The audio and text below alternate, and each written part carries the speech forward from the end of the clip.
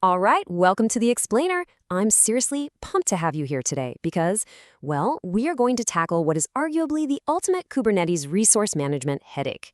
If you manage any sort of cloud infrastructure, you already know exactly what I'm talking about. Today, we're diving deep into Chapter 11, focusing on scaling and the HPA, to really master autoscaling in Kubernetes from the ground up. We're going to look at the horizontal pod autoscaler, the vertical pod autoscaler, and the cluster autoscaler. By the time we wrap up, you'll have a complete, rock-solid blueprint for intelligent, automated scaling. Okay, let's dive into this. Here is the core dilemma that basically every single infrastructure team faces. On one hand, you have the Black Friday peak, right? If you under-provision your resources, your site literally crashes the second traffic spikes. You lose revenue, you lose customer trust. It's a total nightmare. But then, on the flip side, you have the 3 a.m. idle.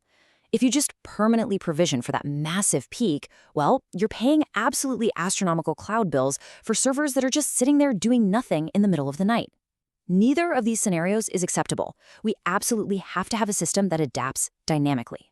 So here's our action plan for this explainer. First, we'll look at the resource provisioning paradox. Second, requests versus limits.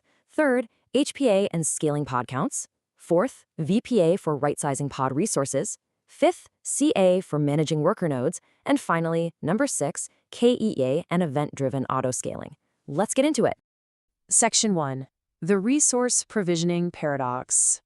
Okay, we really need to establish up front why the old way of doing things is just entirely unacceptable in a modern cloud environment. Basically, relying on a fixed replica count in your deployment manifests, it pretty much guarantees failure. Without autoscaling layers, you're essentially just forced to guess your future traffic. And let's be honest, if you guess too low, your pods get totally overwhelmed and crash. If you guess too high, you're just setting money on fire and blowing your IT budget. In a system as incredibly dynamic as Kubernetes, static numbers are your absolute worst enemy. We really have to let the cluster's control plane manage the scale based on real-time demand. Section 2. Requests versus limits. We really have to look at this foundational layer first. Why? Because if we don't understand how to declare baseline container resources, literally none of the autoscalers we're talking about today will actually know how or when to trigger. So in your pod specs, you have 2 primary resource styles, requests and limits. A request is basically a guaranteed reservation. The kube scheduler uses your requested amount to figure out which worker node actually has enough capacity to place and run your pod. A limit, on the other hand, is the absolute maximum allowed. Once your pod is actually placed, the kubelet on that node enforces these limits so your container doesn't go rogue and consume the entire machine. And it's so important to understand what happens when you actually hit those limits, because the behavior is fundamentally different for CPU versus memory. See, CPU is a compressible resource. When a container hits its CPU limit, the Linux kernel just enforces a hard ceiling via CPU throttling. Your application definitely slows down, but, it usually keeps running. Memory? Entirely different story. It is a strictly reactive limit. If your container tries to allocate more memory than its limit allows, the kernel just steps right in with an out-of-memory or OOM kill and immediately terminates your process. Boom, done. This is exactly why getting your resource definitions right is literally a matter of life and death for your pods. Section 3. HPA, scaling pod counts. Now that our foundation is totally set, let's introduce our first active scaling layer. This is really all about the cloning concept. Basically, if the load increases, we just horizontally add more pod replicas to share the burden. Now, what's really interesting about this is the math behind it. The horizontal pod autoscaler controller runs a continuous control loop, usually checking in about every 15 seconds, and it uses a very precise algorithm to figure out what the scale should be. It calculates the desired replicas by taking your current replicas, multiplying that by the ratio of your current metric value divided by your desired metric value, and then it just rounds up to the nearest whole number. Let's actually walk through a concrete math example straight from the Kubernetes documentation to make this crystal clear.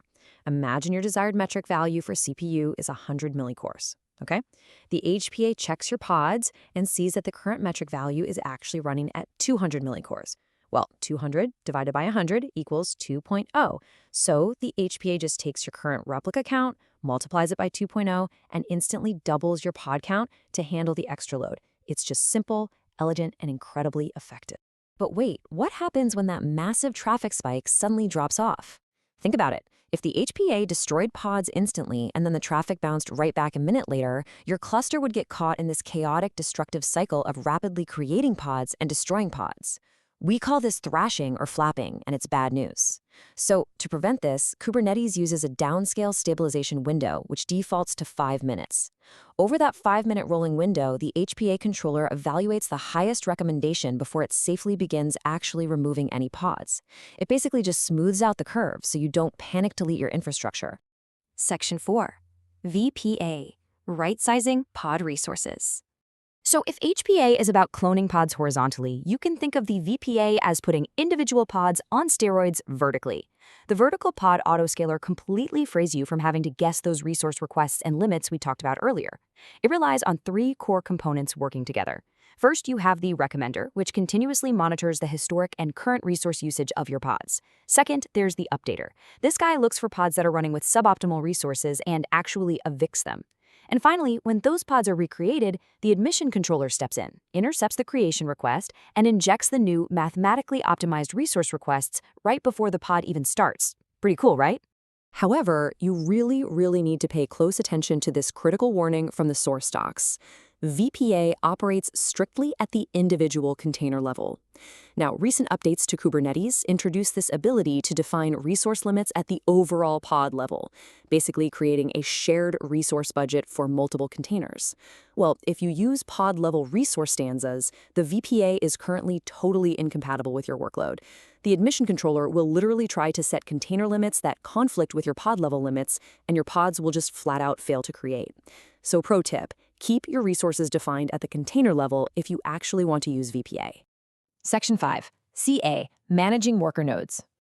All right, so we have pods scaling out horizontally and pods scaling up vertically. But what happens when the actual physical or virtual servers running these pods completely run out of room? Well, the cluster autoscaler operates on a very strict logical progression. Step 1. The HPA decides you need more pods, but your current nodes are totally maxed out, so the kube scheduler marks the new pods as pending, meaning they're unschedulable. Step 2. The cluster autoscaler is constantly watching for these specific unschedulable pods. Step 3. Once it detects them, it immediately reaches out to your cloud provider, whether that's AWS, Google Cloud, Azure, whatever, and it tells them to boot up and provision a brand new worker node. And once that new node joins the cluster, those pending pods finally have a home. So the crucial point here is understanding exactly how these 3 native systems divide up their responsibilities. It's like a perfectly choreographed dance. The HPA scales the number of pods, the VPA scales the size of the pods, and the CA scales the infrastructure nodes that the pods run on. They're completely distinct mechanisms, but they work together seamlessly to ensure your application always has exactly the resources it needs. Section 6. KEDA, Event-Driven Autoscaling. We've covered the native tools, but now we're going to completely supercharge our setup. KEDA, which stands for Kubernetes Event-Driven Autoscaling, basically takes the HPA and extends it so you aren't just limited to internal Kubernetes metrics. It allows you to drive your scaling based on a massive diversity of external business events. Are thousands of messages suddenly backing up in your Apache Kafka topics? Boom, KEDA can scare your pods. Got a massive backlog in an AWS SQSQ or maybe Redis streams? KEDA reads those external metrics directly and scales your pods way before CPU utilization even has a chance to spike. It's an absolute game changer because it shifts your scaling from reactive to proactive, tying it directly to the actual event data that's driving your application. And that brings us to the end of this explainer. But before we wrap up, I want to leave you with this question. Is your cluster currently scaling intelligently, or are you just burning cash while you sleep? By mastering requests and limits, HPA, VPA, the cluster autoscaler, and KEDA, you literally build a complete layered defense against both downtime and wasted spend. Just remember, before you roll this all out to production, make sure you actively validate these rules. Do some load testing on your cluster with tools like K6, and watch exactly how your layers react to simulated traffic spikes. Seriously, go take a look at your replica counts today and start testing.